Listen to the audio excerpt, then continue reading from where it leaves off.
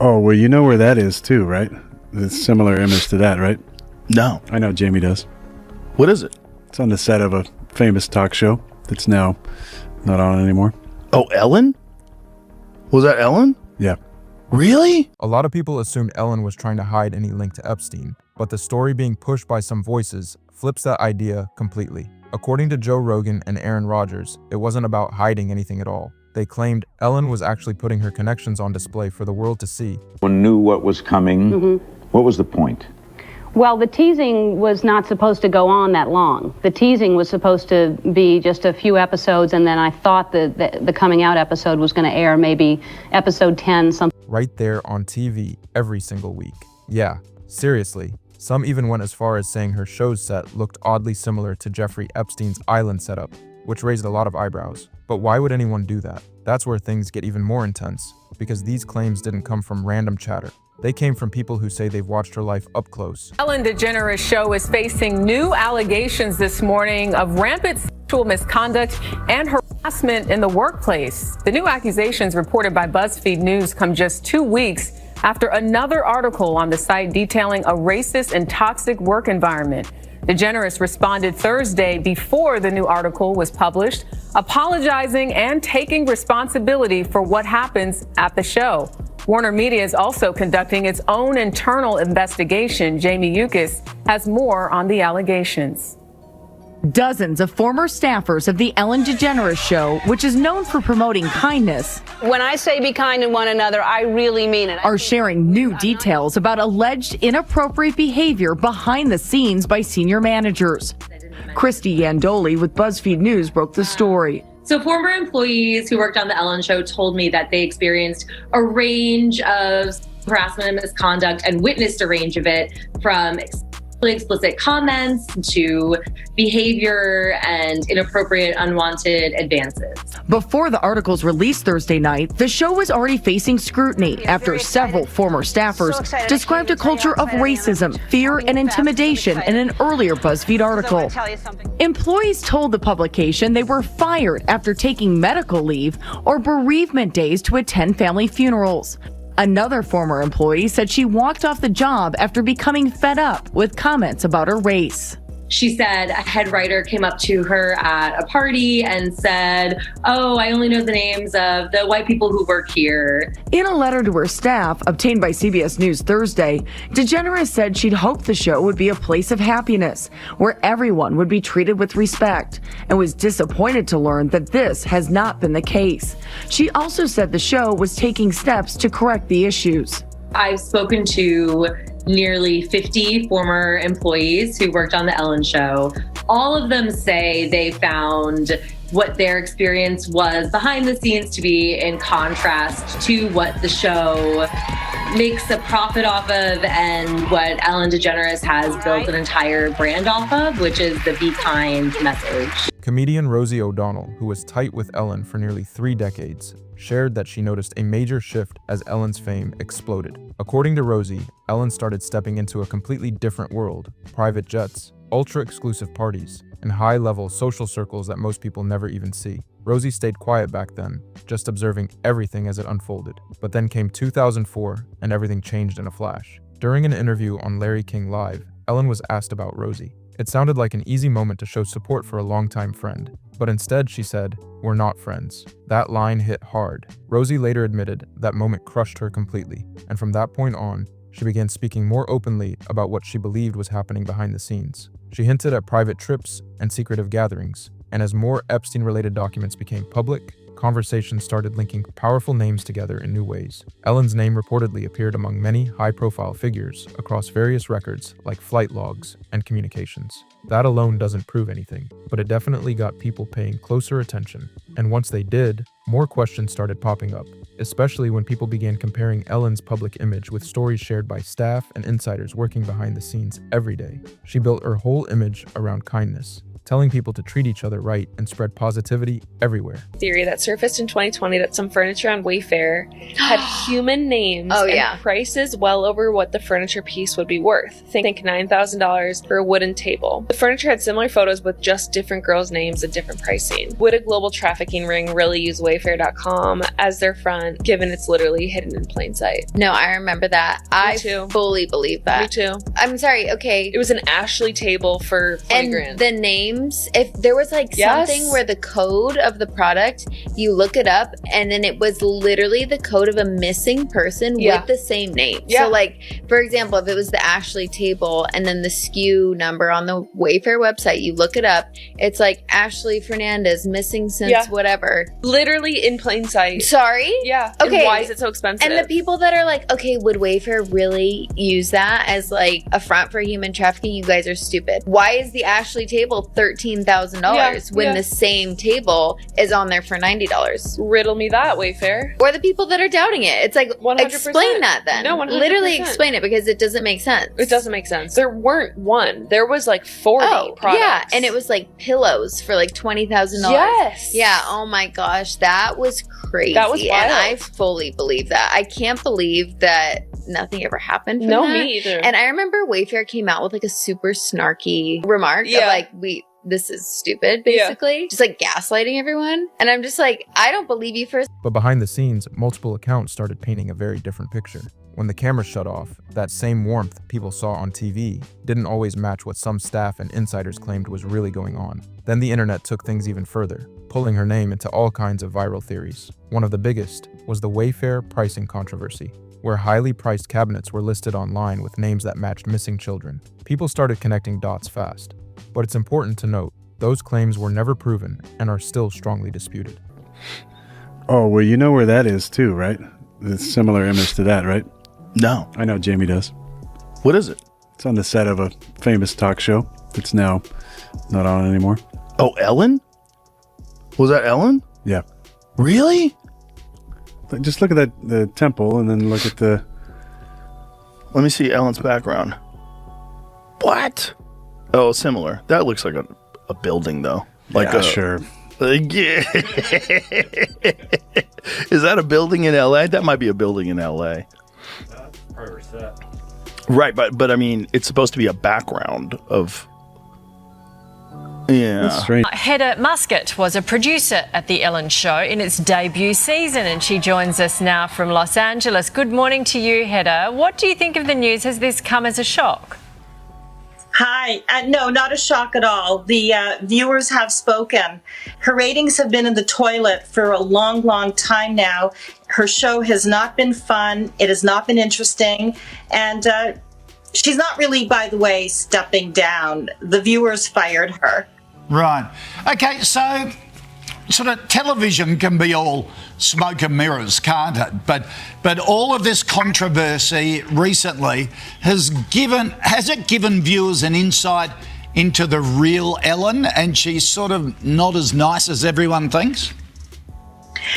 Absolutely. However, I want to give the viewers more credit. I don't think the show's demise is because of the viewers' loyalty to the employees, because let's face it, as employees, we endure hardships in the workplace all the time. I think the viewers are disappointed in the phoniness that she's been projecting as this nice person. So I feel that the viewers feel duped in a way, that she's not this nice person. And they're not going to put up, the viewers are not going to put up with the backstage racism that goes on and the backstage bullying that goes on. So I think the viewers have woken up, finally. So you've been there, Hedda. Remind us what you went through. So for me, I was there, the first hire in 2003, I was brought on to book the human interest guests, not celebrities, but, people that were newsbreakers. And when I would go into pitch Ellen, who we have on the show today for our production meetings, she looked away. She showed no interest with any of the newsbreaking stories. But the speculation didn't slow down at all. Some began saying Ellen's studio in Los Angeles wasn't just a regular set. They claimed it had eerie similarities to spaces connected to Jeffrey Epstein, pointing to layout choices and a strange atmosphere that, to them, didn't feel sluche or accidental. Right as those conversations started gaining traction, Rosie O'Donnell appeared to shift her approach. At first it was subtle, nothing too loud, but people who were paying attention noticed the change. And according to those watching closely, Ellen seemed fully aware of what was happening. The pressure started building, and everything tied to her image, her influence, her connections, suddenly looked like it could start unraveling. We had to walk on eggshells with her because when we would be pitching, her snide remarks would be, what am I going to talk to them about? I don't know. I have nothing to say. I don't know. So we would write the whole outline for her, and then the guests would walk off feeling like crap. So it wasn't goodwill for the show. However, she loved kissing ass with all the celebrities, and she really was not in a position to interview the real people because she really couldn't carry a conversation with them. So this is not like bah humbug on my end because I just did my job and went home. But I feel that for the guests, it was bad goodwill for them. They just really were not able to connect with her. And as a host, look at Oprah, everybody, look at you guys. Your guests, no matter how big or how unknown they are, they connect with you. Yeah. Look, Ellen is going, you mentioned Oprah. Ellen's going to sit down with Oprah tomorrow in the US. This is going to be, and Oprah's a good friend of hers as well. So is this going to be more sugarcoating? I look forward to seeing the interview, and frankly, I'm very disappointed that Oprah is lowering herself to interview Ellen. I mean, Oprah can interview kings and queens, and I love Oprah, I miss Oprah, and for her to interview Ellen, it's like, why? Who cares about Ellen anymore? Gee, you're pretty scathing, Heather. Ellen has said this is not the end of her TV career. She just doesn't see her show as a challenge anymore. And she's signed deals with Discovery. What do you think will happen to her now? Well, I'd like to see her work on a farm where she can relate with all the animals and the pets and the dogs and the cows and the pigs, because she can relate to animals far more than she does with people. I was not able to have any connection with her, make any eye contact. And here's the thing, it's not just me or three of us. There were over 100 employees over the 19 years that walk away with this sickened feeling, about working there. As much as I loved my job as a booker and producer, I was almost relieved when I got fired because it was like I want to take a shower. It was like a whole new dawn. Then came a moment that made things even more intense. Ellen had already faced serious backlash in 2020 when her show was accused of having a toxic work environment. That situation cost her major sponsorships, business deals, and a lot of public trust. She issued apologies quickly, but former employees kept speaking out, and the situation didn't quiet down as easily as expected. She did admit something that stood out. Getting pitches rejected? That's normal in that world, and she made it clear that part didn't bother her at all. What really got to her was the tone she described, like constantly having to walk on eggshells around Ellen. During pitch meetings, there would be moments where Ellen would say things like, "What am I supposed to talk to them about?" Or, "I don't have anything to say." That kind of reaction would shift the whole room instantly. About all these celebrities who've pledged to flee America if Trump wins. Well, Trump has won, and won convincingly. And we do have a name who's apparently left the country. Ellen DeGeneres, former TV star, and her wife, Portia de Rossi, have reportedly, Kinsey, moved to the UK following Trump's re-election. Is this the reason they moved? Because we had another story about 3 or 4 days ago where a celebrity had moved, but then it turned out that they had moved years earlier and it had nothing to do with Donald Trump. This is a recent move. This is not necessarily because of Trump, but I think the shift, they wanted the House previously, but I think the shift full time is because of Trump. You remember that we actually discussed this, Ellen's Instagram, where she had that picture of Kamala and she was like, "Can't wait for you to be our first female president," and all the negative reaction she received. She's devastated about this win. And according to TMZ, she has moved to 2 hours outside of London. And all I have to say is, the second that those Londoners and people in the UK realize that she is buddy-buddy with Meghan Markle, it's going to go over like a turd in a punch bowl. They're not big fans of Meghan Markle over there, so she might want to keep that on the low. Yeah, I would do that, and obviously her reputation isn't what it once was. The way her show ended and all those allegations that came out from people who worked with her. So yeah, she's no longer the golden girl, that's for sure. So the team would jump in and pick up the slack, putting in extra hours to smooth everything out. They'd build full outlines, prep detailed talking points, and basically construct the entire flow of the interview just to keep things running. But even after all that effort, she claimed some guests still walked away feeling uncomfortable, which only added more tension behind the scenes. At the same time, the situation around Ellen started feeling a lot heavier. These allegations weren't just gossip anymore. They had the potential to turn into serious legal trouble that could impact her finances, her assets, everything tied to her name. Relationship with sex trafficker Jeffrey Epstein. In October, you told the New York Post with colorful narration that the last time you saw Jeffrey Epstein was in 2005 when you took a tour of his house, which happened to be right next door to yours. You claim you and your wife were so grossed out by this disgusting person, you swore you would never go back. But when the Epstein files came out, it turned out that was a lie. You were forced to admit that you had visited Epstein's private island in 2012, 4 years after Epstein pled guilty soliciting a minor for prostitution and was labeled a sex offender. You brought along your wife, your kids, your nannies to the predator's island. Incredibly poor judgment. But that even wasn't the whole truth. It turns out that 5 days after visiting his island, you and Epstein signed a business deal together as co-investors in a digital advertising company, Adfin. An email showed you stayed in touch with Epstein about this deal as late as 2018. Secretary Lutnick, why did you lie to the New York Post about your relationship with Jeffrey Epstein? Oh, I did hear that. Please don't repeat your gracious offer to speak behind closed doors, not under oath, without the ability of this committee to question you. The American people wants to know, why did you lie about your relationship with Epstein?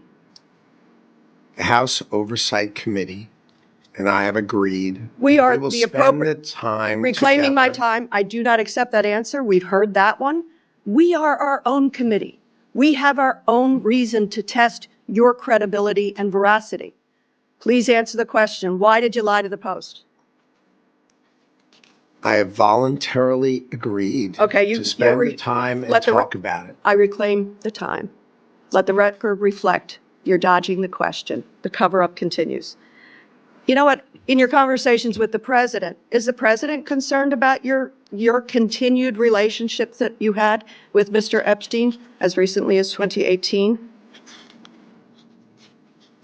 I'm not going to discuss conversations I have with the president. That is. And according to reports, that's when she made a move that caught people's attention. She started selling off valuable items, and not in a slow, strategic way, but fast. It was reported that she offloaded around $10 million worth of art, including pieces from Jean-Michel Basquiat, known for selling at massive prices, along with sculptures by François-Xavier Lalande, each valued close to $1 million.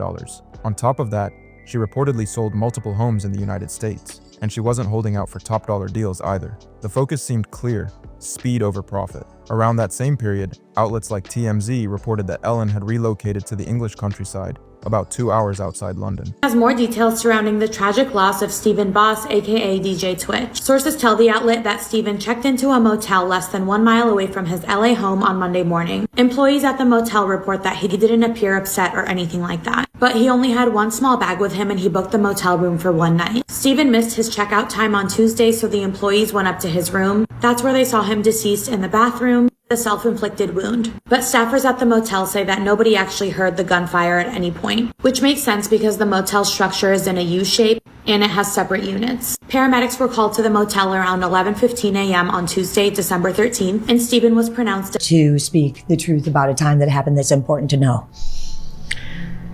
Okay. Did you ever try to reach out and make peace with Ellen?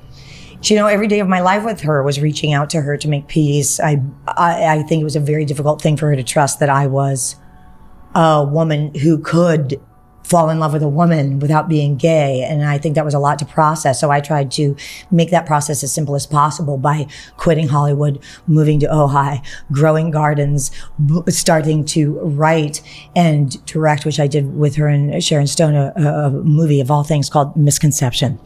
And and nothing would satisfy her soul.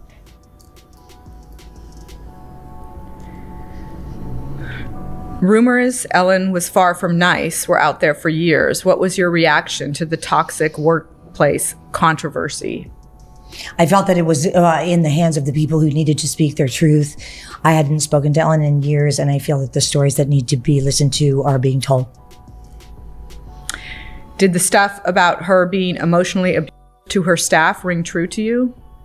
Emotionally abusive is a container for our actions that we've not healed. And unfortunately, the abusive environment was something that I understood. When did you know you needed to break things off with Ellen? I think it was a slow roll when you come to understand the truth of another. I wanted desperately to have that relationship be the love of my life. That was my Cinderella story. What happened was that I was, through the circumstances, shut out from things that I cared about. And in order to make her feel that she was being loved, I would erase those things from my path, such as acting, and replace them with things that I thought would give her a foundation. As we got further and further away from me being able to be in public the way that would please, I began getting further and further away from my friends and my friendships. And one of the things that concerned me very much was that I was beginning to feel shut off and shut down and shut away. And if this answers the question, when I told Ellen that I needed to have friends, she said she did not want to have a girlfriend that needed that. And that is the day. A move like that didn't go unnoticed, and naturally, it raised questions. So an explanation was given to the public. Politics. Simple as that. But critics were quick to challenge that story. They pointed out that the property in England had actually been purchased months before the election even took place. That timeline didn't sit right with a lot of people, and it sparked even more speculation. To them, it sounded less like a real reason and more like a convenient explanation, something easy to accept without digging deeper. According to those pushing these claims, the real motive wasn't political at all. It was fear. Fear that more information connected to Epstein could surface, and that authorities might start taking things further. And while investigations have been reported in certain areas, it's important to remember that many of these claims remain unconfirmed, even as the conversation keeps growing louder. And if that situation ever escalated, the consequences could be massive. Accounts frozen, assets locked, everything tied up at once. That's why the timing of those sales raised so many eyebrows. To some observers, it didn't look random at all. It looked calculated. Brad Garrett openly said her behavior was already known in Hollywood. Leah Thompson backed that up, and voices like Margaret Cho and Dakota Johnson echoed similar experiences. According to them, none of this came as a shock. They suggested it wasn't some isolated moment. It was something people in the industry had quietly known for years. The reason it stayed quiet? Simple. Speaking out in Hollywood can cost you your career, and a lot of people weren't willing to take that risk. Working on the Ellen DeGeneres deep dive, which has turned out to be like the mother of all deep dives, had no idea what a beast this was going to be. But it should be very interesting because of just how many strange connections Ellen has in the entertainment industry with other celebrities. She is just very well connected. And one of Ellen's longtime friends is P. Diddy. And she has had P. Diddy on her show, I think like 21 times while she was on the air. They have been friends for years. And when I was looking through some old clips of P. Diddy appearing on the Ellen show, it's very, very evident that P. Diddy felt very comfortable around Ellen. He felt very comfortable to say certain things in hindsight that are massively incriminating, and just goes to show you how untouchable P. Diddy felt that he was, because everyone knew what he was doing. Everyone knew what kind of man P. Diddy was. I want to show you guys a couple clips from P. Diddy on the Ellen show that I found particularly interesting. This first one is when P. Diddy and French Montana both appeared on the Ellen show. From the clip I'm about to show you, it is pretty evident that P. Diddy is not sober while on the show, and there is an awkward interaction between French Montana and P. Diddy that was just very bold. Whoa, boy, welcome to the show. What's up, big brother? I'm sorry, I had to pause it for a second because what was that? Why did he do that? I mean, this is really a special relationship, so this is big for both of you, but how did you come together? Love. Okay. Team On love. a website, or like what is that? man, check this out. We made it, man. Yeah. All the nights we talked about being on the couch together, we here. Look, right now, being in the present. That's Ellen right there.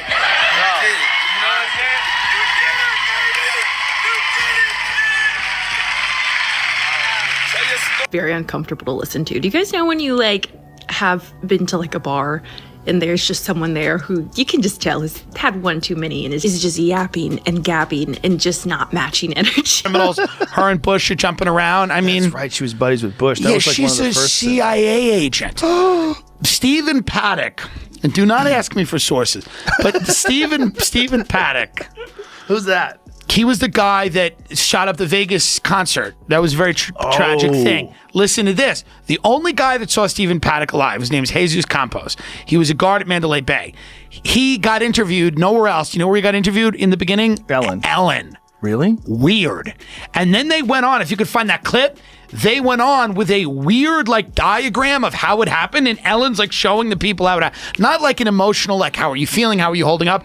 It was a weird diagram of like, and then he went to the left and to the right. It was very strange to look. What the hell's going on? This is a daytime show. Which is the Paddock guy? And there's two guys there? The chubbier guy is the Jesus guy. And now Ellen is doing a thing of how the shooting happened. Look how she's got like an antenna from someone's Buick that she's popped off and she's using it as a pointer. But why the hell is this happening on like a daytime show where this is weird? Where'd she get that pointer? I don't know. She stole it off an intern's car. Why wouldn't you just use your finger? Like if that was you, if it was your show, the Tim Dillon show, wouldn't you just point? Yeah, this is also a giant screen behind her, so they could have just put it on that screen. So, but she's using this thing. I find it very strange. I don't know why. Wait a minute, those aren't real palm trees? No. Yeah, it's not real. I know that street though. I know that block in Beverly Hills that she used. How weird is that? I don't know why they're doing this on a daytime talk show. Let's keep it running. Look at it. She's dressed like Colonel Sanders. Not Colonel Sanders. She's dressed like Sergeant Pepper. This guy looks like a member of her staff. What kind of outfit is she wearing?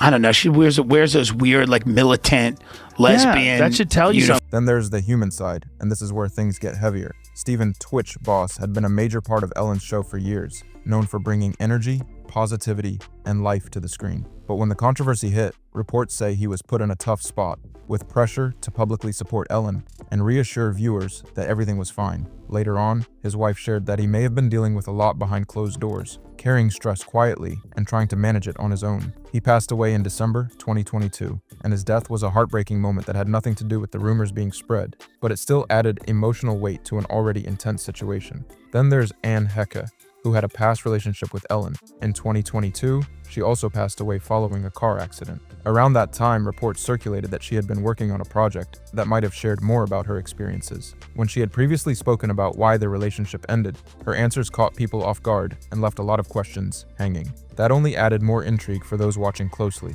Her connections, including interactions with Sean Diddy Combs, started getting re-examined too. Old jokes and conversations that once seemed harmless suddenly looked different to some viewers, especially those already questioning how certain powerful figures stay in the spotlight. Even Joe Rogan weighed in on her public persona, saying her kindness didn't come across as genuine to him, more like something being performed for the cameras. When critics line all of this up, they start to see a pattern forming, and for them, it raises even more questions that haven't fully been answered yet. Meanwhile, a lot of media coverage tried to cool things down by reminding people first of one key fact. Ellen's name showing up in Epstein-related documents doesn't prove direct involvement. She was one of many names listed across logs, communications, and records, and that part is important to keep in mind. Still, for many Marduk, it raised serious questions. In those elite circles, access usually isn't random. It often points to some kind of connection, even if the full picture isn't clear. And with new reports continuing to surface, anyone even loosely linked to Epstein has been facing heavier scrutiny than ever before. But the Trump administration says evidence doesn't show other men participated in the abuse. From the FBI, there is no credible information. None. If there were, I would bring the case yesterday that he trafficked to other individuals. To the DOJ. Anybody with evidence, come to the FBI and tell us. Victims did tell the FBI, but the files show little sign of any follow-up by investigators. A CNN review of the DOJ's own publicly released Epstein files finds more than a dozen times where victims told the FBI that Epstein facilitated sexual encounters with his rich and powerful network. In the pages of redacted reports, there's Wall Street executives, a wealthy psychiatrist, a now jailed film producer, a former prince. But here's what we can't find in the public files. Much evidence of further investigation after those women spoke to the FBI.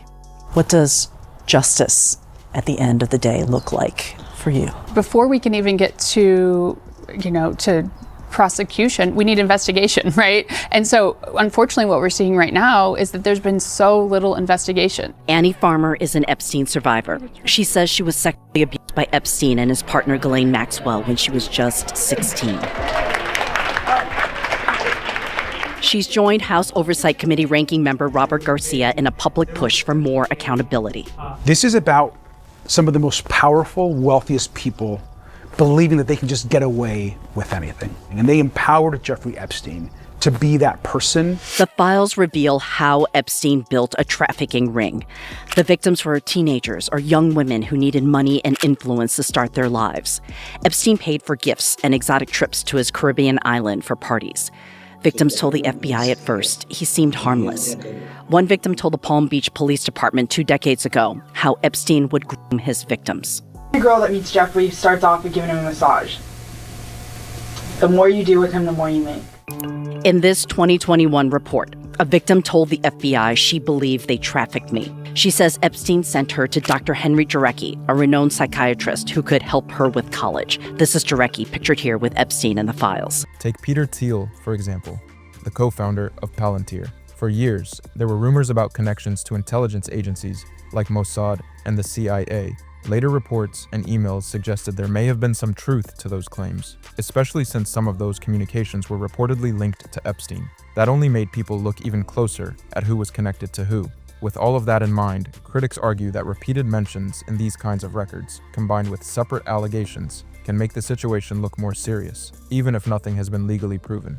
Supporters, on the other hand, say it's important not to jump to conclusions without solid evidence. So now the question is still wide open. What's really going on behind all of this? And how much of it is al-haqiqa versus speculation? Drop your thoughts in the comments below. Don't forget to like, share, and subscribe if you want more breakdowns like this. And stay tuned because the next one might be even bigger.